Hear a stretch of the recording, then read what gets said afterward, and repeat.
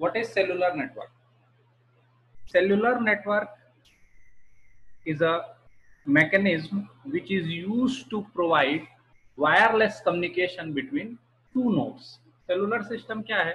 एक ऐसा नेटवर्क है जो वायरलेस कम्युनिकेशन प्रोवाइड करता है दो नोड्स के बीच। ये नोड हो सकते हैं आपके मोबाइल फोन, ये नोड हो सकते हैं कोई भी वायरलेस डिवाइस जिसके थ्रू आप लोग कम्युनिकेट कर रहे हैं आपस में। सो ऐसा सिस्टम जो वायरलेस के थ्रू दो मोबाइल फोन्स, दो लैपटॉप या दो वायरलेस डिवाइस के बीच कम्युनिकेशन प्रोवाइड करे, that network is known as cellular network. Cellular network cell के कंसेप्ट पे काम करता है, मतलब एक पर्टिकुलर एरिया बना देंगे और वहां पे हम लोग एक टावर लगा देंगे। वो टावर उस पर्टिकुलर एरिया के सारे यूजर को सर्विस प्रोवाइड करेगा। इसको हम लोग बोलते हैं सेलुलर सिस्टम। इसको बोलते हैं हम लोग सेल। एक टावर जितने एरिया तक का कवरेज प्रोवाइड करता है, जितने एरिया तक के यूजर को सर्विस प्रोवाइड कर सकता है, उतने एरिया को हम लोग बोलते हैं सेल। और जो फोन इस सेल के अंदर वर्क करते हैं उसको हम लोग बोलते हैं सेल फोन। और ये पूरा सिस्टम को हम लोग बोलते हैं सेलुलर नेटवर्क। तो सेलुलर नेटवर्क में डिफरेंट डिफरेंट टाइप के आपके टर्मिनोलॉजीज आई थी। पहले 1G नेटवर्क आया था, फिर 2G आया था, फिर 2.5G आया था, देन 3G आया था। तो अगर आप इस डायग्राम को क्लियरली देखें तो इससे आपको पता चल जाएगा कि 1G, 2G, 3G और 2.5G में बेसिक क्या डिफरेंसेस थे। 1980s के नियर अबाउट 1 kbps का सेलुलर नेटवर्क आया था, जिसको हम लोग 1G में रखते थे, 1G की कैटेगरी में रखते थे। उसके बाद 90s के आसपास 2G नेटवर्क आया, जिसको हम लोग GSM नेटवर्क के नाम से भी जानते हैं। यहाँ पे स्पीड थोड़ी सी इंक्रीज हो गई थी, 1 kbps से लेकर के हम लोग 9.6 kbps तक की स्पीड पे पहुंच गए थे। उसके बाद 2.5G जनरेशन चेंज होते जाती है, देन 10 to 150 kbps की स्पीड मिलने लगी यहाँ पे। एंड फाइनली 2000 या 2005-6 के अराउंड या 2010 के अराउंड हम लोग ने एक 3G नेटवर्क देखा मार्केट में, जो 144 kbps से लेकर के 2 Mbps तक की स्पीड अब आपको प्रोवाइड कर सकता था। सो टोटली हमने जैसे जैसे जनरेशन आगे आती गई, आपके नेटवर्क की जो स्पीड हो गई, जो डेटा रेट हो गया, वो ग्रेजुअली इंक्रीज होता गया। और अभी हम लोग करेंटली 4G सिस्टम यूज कर रहे हैं। 4G सिस्टम में अब हमारी स्पीड 2 Mbps से भी काफी ज्यादा हो गई है। 4-5 Mbps तक की भी स्पीड आप लोग सेलुलर नेटवर्क में देख सकते हैं।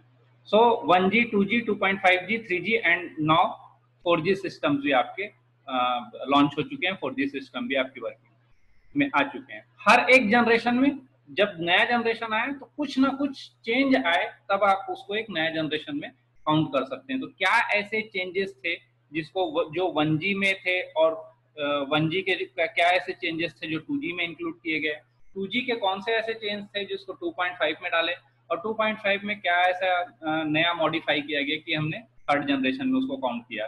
तो ये चेंजेस आप देखेंगे सेलुलर नेटवर्क में। तो ये है first generation wireless cellular system 1980s में आया था। ये टोटली एनालॉग ट्रांसमिशन टाइप का सिस्टम था। तो पहला जो सिस्टम था वो एनालॉग टाइप का था। यहाँ पे हमारा डिजिटल सिस्टम नहीं था, ये हमारा पहला वाला एनालॉग सिस्टम था। एनालॉग सिस्टम होने में क्या इश्यूज आते थे? Analogue mobiles almost all similar type के होते थे। सिग्नल्स की रेंज फिक्स नहीं होती थी, क्योंकि आप नहीं बोल सकते कि 2 Mbps मतलब इतने पर्टिकुलर मेगाहर्ट्ज की फ्रीक्वेंसी में वर्क करे तो एग्जैक्टली वही फ्रीक्वेंसी पे काम करे। थोड़ा बहुत ऊपर नीचे फ्रीक्वेंसी होती थी। तो दो मोबाइल की फ्रीक्वेंसी सिमिलर टाइप की होने के कारण क्रॉस कनेक्शन होना, क्रॉस टॉक होना, इस टाइप की प्रॉब्लम, या इंटरफेरेंस होना, इस टाइप की प्रॉब्लम्स बार बार उसमें अराइज होती थी आपकी। तो एनालॉग वाला जो सिस्टम था उसमें ये वाले इश्यूज आते थे। तो एनालॉग सिस्टम को सोचे कि पूरी तरीके से डिजिटाइज कर दें, so that two different mobile user should not have the same frequency band। दो अगर मोबाइल यूजर एकदम सेम फ्रीक्वेंसी बैंड पे वर्क नहीं करेंगे, एक जैसी फ्रीक्वेंसी बैंड, आसपास की फ्रीक्वेंसी बैंड यूज नहीं करेंगे, तो कभी भी क्रॉस टॉक का प्रॉब्लम नहीं आएगा। तो क्रॉस टॉक के प्रॉब्लम को सॉल्व करने के लिए सोचे कि भाई जो एनालॉग सिस्टम पहली जनरेशन के मोबाइल में आ रहा था, फर्स्ट जनरेशन में आ रहा था, उसको हटा दिया जाए और सेकेंड जनरेशन वायरलेस सिस्टम लाया जाए। सेकेंड जनरेशन वायरलेस सिस्टम जिसको आप लोग 2G के नाम से आते हैं, और 2G के ही समय में आपका GSM मोबाइल मार्केट में लॉन्च हुआ, जिसको हम लोग GSM का जो सिम आता था एक मोबाइल का, जो लगा करके हम लोग इसको यूज कर पाते थे। उससे पहले सिम जो रहता था वो इनबिल्ट रहता था, मोबाइल के अंदर में ही लगा हुआ रहता था, और उसको हम लोग डायरेक्टली वहीं से एक्सेस कर पाते थे, सिम को बाहर नहीं निकाल सकते थे मोबाइल से।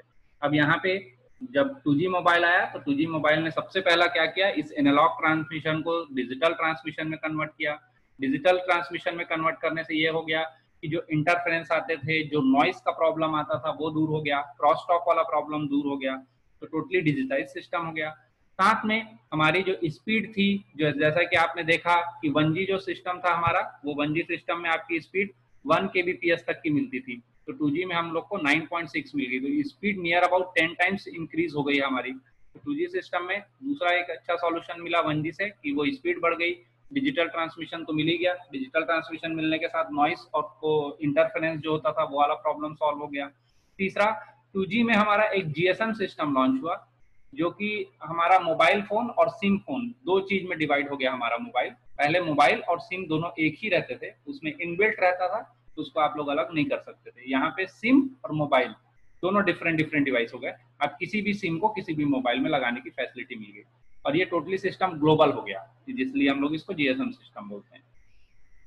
तो और साथ में और कुछ फैसिलिटी मिली 2G में, जैसे कि लो पावर में आपका रन करने लगा, लो कॉस्ट का बनने लगा, इस टाइप की जो फैसिलिटी थी, PCS के कम्युनिकेशन फैसिलिटी मिली, तो इस टाइप की फैसिलिटी आपको 2G में आ गया। अब जब ये 2G सिस्टम था तो 2.5G इसी का एक इवेल्युएशन है, थोड़ा सा इंक्रीज हुआ। इसमें सिर्फ हमने सारे फीचर्स 2G के लिए, लेकिन हमने सिर्फ इसकी स्पीड को इंक्रीज कर दिया, इसलिए इसको 2.5 जनरेशन बोलते हैं, इसको थर्ड जनरेशन नहीं बोलते।